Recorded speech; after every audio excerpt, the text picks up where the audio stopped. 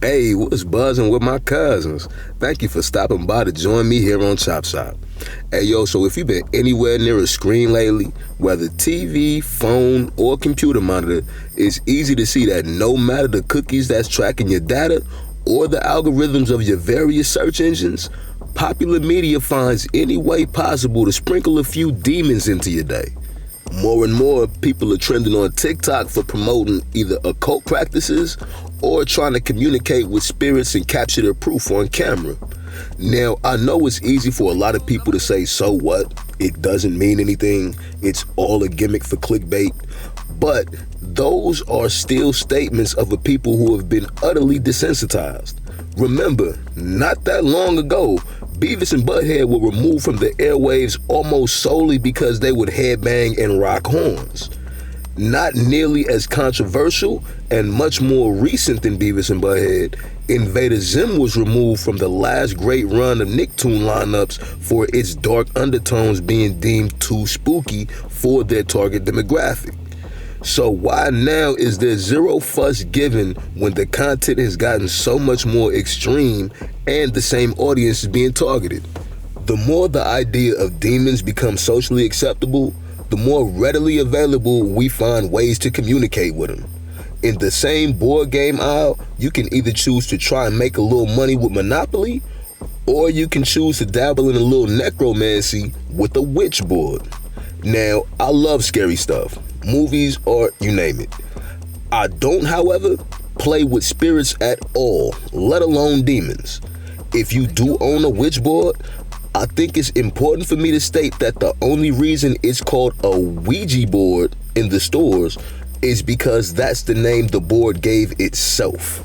According to its creators, when they first interacted with the board and asked what they should call it, OUIJA is apparently what the entity of the board spelled out. Now, skeptics will of course call this a marketing ploy and dismiss the board as simple unconscious responses by the participants.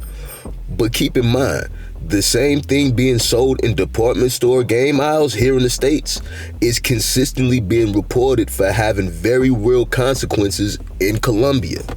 Almost as if addicted to the experience, these teens are still pulling out the board and ending up hospitalized after sharing their energy with it.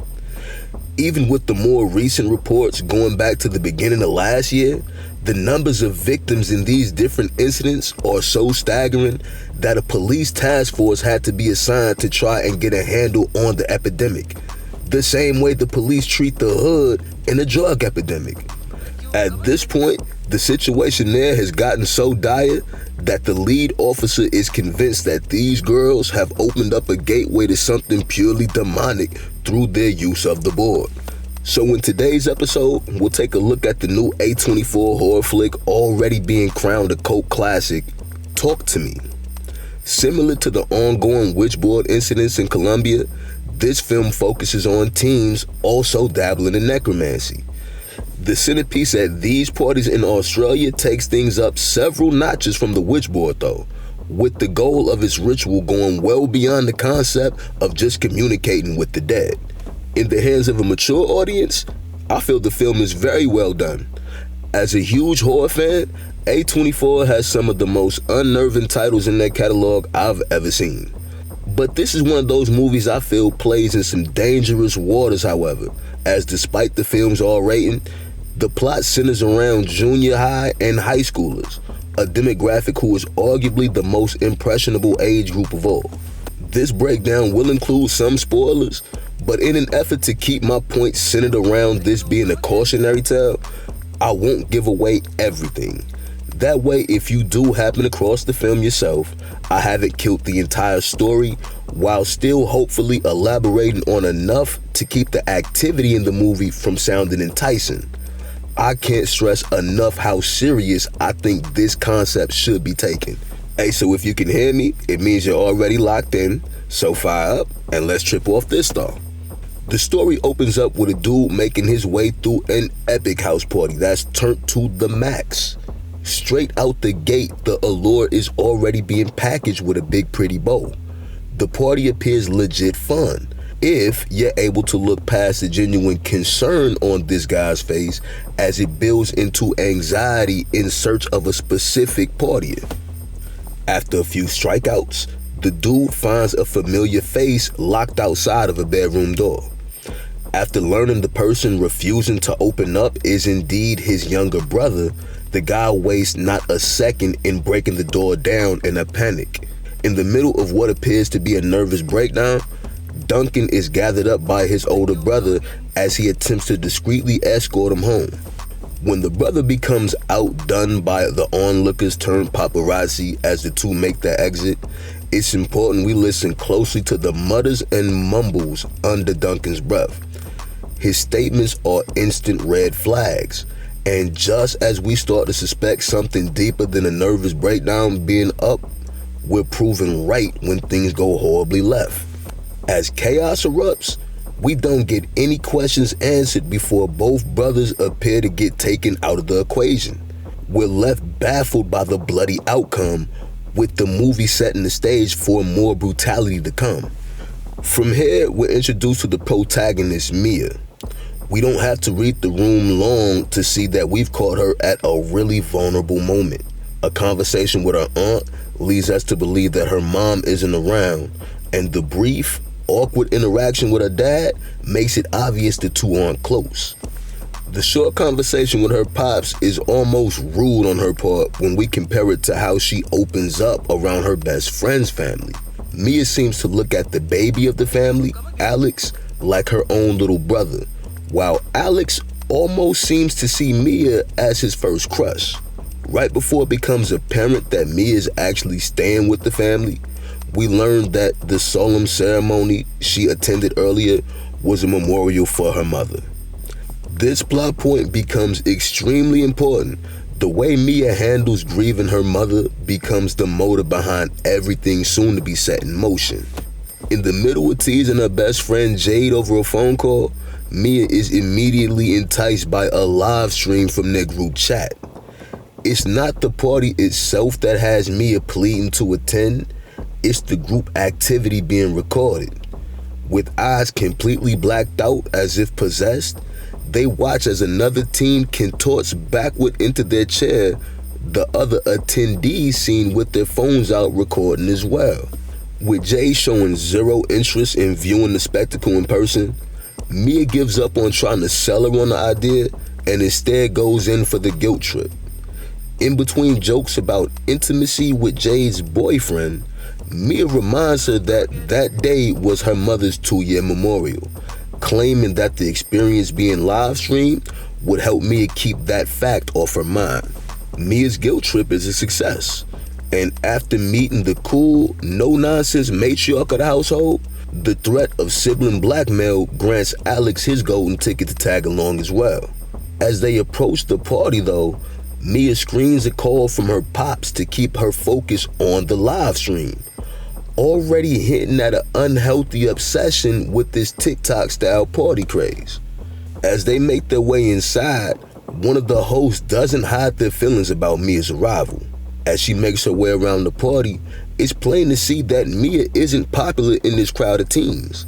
When it goes from uncomfortable to awkward, we wonder why Mia is willing to sacrifice her dignity for this experience. But when we see how Mia lights up around Jade's boyfriend, who Mia makes clear she had feelings for first, it goes from awkward to cringe.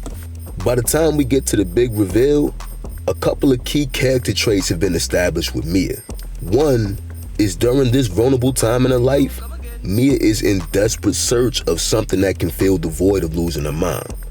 What can be interpreted by some as her being needy or clingy is actually the side effects of her mind trying to cope with trauma. Two is in search of a coping mechanism. Jade's mom suspects Mia is showing some addictive personality traits. You better not be getting stoned again, Mia. Oh my God, why does your mum have to know everything? I know everything. I tried weed one time. As we learn throughout the movie, this lady's intuition is pretty spot on. These two very identifiable aspects of Mia's personality are important to keep in mind going forward.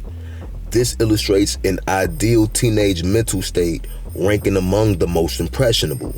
This perfect storm of emotions becomes dangerous for a willing participant in this activity, as in the world of spirits and the esoteric, the most impressionable minds translate to the most susceptible hosts.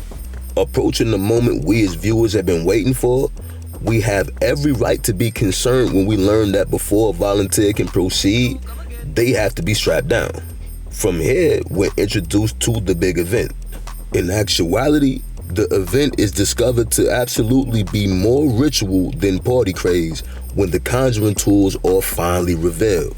From his backpack, the other party host, Josh, pulls out a white candle and the centerpiece, a severed left hand wrapped in ceramic and positioned in anticipation of a handshake, in persistent search of the next bargain. Going far beyond the questionable act of interacting with a Ouija board, this left hand moves the experience out of the realm of merely communicating with spirits. The aim of this hand doesn't consist of asking questions and holding a subsequent spelling bee. The sole purpose of this ritual is to willingly invite the first spirit you come in contact with to enter your body and experience a real-life possession for up to 90 seconds. Now, normally, this should be enough for someone in their right mind to have confirmed that this isn't for them. Like Jay, for example. But this is where the left-hand path this conduit represents comes into play. A concept in complete opposition of the right-handed path or right-minded thought. Upon questioning, Josh explains that the real hand inside the ceramic is suspected to have belonged to a psychic medium. I'll tell you what it is, right? It's the hand of a psychic. Got cut off and embalmed. A much more palatable explanation that makes the intention of the ritual sound far less wicked. But the movie takes the liberty to make it abundantly clear that the hand they're expected to embrace was actually that of a Satanist. Wait, I heard it was the hand of a Satanist. The other hand's just out there, somewhere. Out where? This statement is meant to let us know that the rituals this person performed with this hand were that of the left-hand path. In the occult world, there's apparently two paths a practitioner of magic can follow, the right or the left-hand path. The two schools of thought seem to be at the core of society's understanding that witches can either be good or bad, even though contemporary occultists stress that both paths share the same goal, making a good or a bad witch one and the same. The right-hand path is understood to be an aspect of magic associated with adhering to moral codes, the belief in mind, body, and spirit, as well as the idea of judgment, like karma and the threefold law expressed in the 90s cult classic, The Craft. While the values of the right-hand path are often compared to different religious principles, the left-hand path, represented in the occult world by the Tree of Knowledge, is said to reject moral standards and inhibitions. This school of magic also stresses heavily the importance of breaking taboos in opposition to judgment, believing that the act itself holds power. Such taboos include, but aren't limited to, the breaking of taboos involving an individual's sexuality, the use of intimate magic rituals, and the adopting of satanic imagery and principles. Rather than reflecting ideals found within religions, examples of these left-hand values are littered throughout the core teachings of Aleister Crowley's Thelema, his book of sex magic, and his infamous manifesto, the Book of the Law. With just a quick explanation of the left-hand path, we can better appreciate the very real threat interacting with this hand poses. When we then observe the behavior of each participant during the ritual, we can easily spot different aspects of the left-hand path on full display. The different possessions start with the perversion of the more entry-level values, like the lowering of inhibitions, allowing a once socially reserved Mia to go full Broadway production and sing a creepy song enthusiastically. Acts bordering bestiality are absolutely socially unacceptable, But this taboo is also broken when Jade's boyfriend Daniel is made to lock lips with their family bulldog. Despite the initial humiliation of making out with a dog on camera, or the terror felt the first time Mia comes face to face with a tormented soul, these teens continue to carry out the ritual time after time. Each go-round pimping out their bodies to a new spirit for what can only be observed as another fix. Mia's description of her experience to a highly impressionable Alex sounds like that of an addict's first encounter with a hard drug. The looks of euphoria the teens display after each ritual even implies as much. This is where the film gets into some really dangerous waters for suggestible viewers. From the sense of peer pressure conveyed through Alex to the more serious mental health concerns illustrated in Mia, like grief-related depression and addiction-prone genetics, the film is very specific when narrowing down the types of individuals most easily influenced by this concept. Even the movie's message sends mixed signals at best, as one can make the argument of this story being a cautionary tale of the consequences for straying too far down the wrong path. But the montage of each teen's experience portrays fun and a sense of freedom usually associated with the effects of drugs and alcohol, two things that are extremely desirable to most teens in general, but even more so for those that find these character traits relatable. The trade-off of inhibitions and taboos for what's presented as a group bonding experience can be easily written off as a fair exchange for harmless hijinks. This would allow the embarrassing results to be seen as being no different from the hazing process of social cliques or even fraternal organizations. But the more serious aspects of the left-hand path aren't explored until some of the basic rules of the ritual are broken. The first rule broken is if the 90-second time limit is surpassed, the consequence is said to be the spirit becoming obsessed with the host, waiting for another chance to enter their body. Something like a ghostly stalker. Scary enough as that may sound, when one of Mia's turns goes way over the time limit, we start to see signs of a much darker price to be paid. Due to the dark influence of the hand and Mia essentially chasing a new high, she starts to disregard her moral compass. The most important example of this being when Mia not only co-signs Alex participating in the ritual, it's done behind Jade's back and against her wishes. Jade actually stands on business and never gives in to the peer pressure of participating herself. Mia's decision to let Alex do it even goes against her own initial reaction. The moral abandonment goes a step further when the spirit that Alex channels strikes a strong chord with Mia. She keeps him connected to the hand so long that the ritual turns violent, sacrificing Alex's safety for extremely selfish reasons. Alex's ritual goes so left that nobody even wants the hand near them anymore. Nobody except for Mia, of course, who sees the opportunity as a perfect way to finally have the hand all to herself. This leads us to the second basic rule that goes broken. Emotionally fragile from the aftermath of the Alex incident, Mia shuns any comfort or reassurance offered by her pops and instead chooses to place all her faith in the left hand for her answers. It's here she decides to perform the ritual on her own. With no one around to supervisor, Mia will have no concept of time once the possession is active. This also means that nobody will be able to separate Mia from the hand's embrace or blow out the candle, which is used to open the door to the other side once lit and close the door once extinguished. Same as the requirement to close out a witchboard by saying goodbye. The most important mistake made by Mia in her solo attempt was going into the ritual with no knowledge of the significance of the white candle used every other time she'd done it. But because I noticed the film make a subtle point to show that in her inexperience, Mia lights a black candle, we're led to believe that this seemingly slight difference had a huge impact on the entity that Mia would come in contact with. In my research, I've noticed that the contemporary practitioners appear to take a more progressive approach toward mass appeal.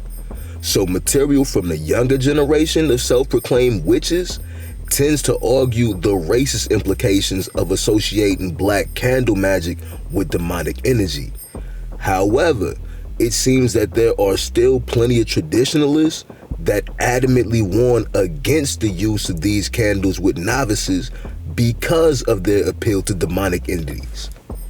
This is definitely the case with Mia's solo ritual, as she encounters not another mute lost soul like before, but a powerful and manipulative demon looking to persuade Mia to willingly abandon her morals and sense of judgment. This would cause the corruption of her mind and body, and the destination of Mia's soul once she self-destructs, leading her into the same darkness this demon is bound to. This turns out to be the true consequence for going over the time limit, as misery loves company. Now, though I feel this film to be one of the more better character studies in horror this year, I found it extremely disturbing to recently learn that there's apparently a market for what's presented in the film as a powerful demonic conduit. Yes, A24 has actually made this manifestation of the left-hand path available for purchase in real life. I find this problematic because unlike a prop such as a blank mold of William Shatner's face becoming an iconic success by chance through the Halloween franchise, this prop is a concept rooted in the most satanic of occult practices and comes from a movie that explains as much.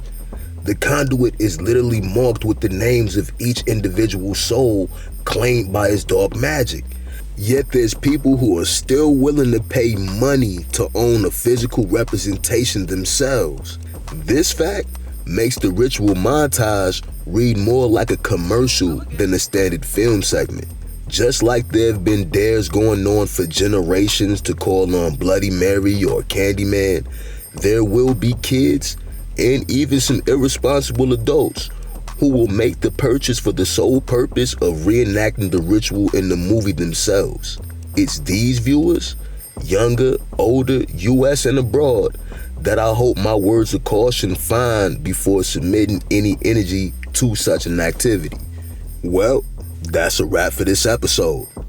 I hope the information I shared helped to shed light on the inspiration for this distinct movie prop that's seeing a sharp rise in infamy. If you're out of the loop, stop by the Chopp Shop after this video and get caught up on previous episodes. If what you heard made sense, hit the like button to help other people trip out as well. If you like to stay up to speed with upcoming episodes, don't forget to hit the subscribe button too. If you can think of others that have seen this film or maybe buying into the left-hand hype, don't forget to simply share this video with them. Your support is deeply appreciated. I hope to catch you all in our next episode of Chopp Shop here on Chopp GTV. Easy.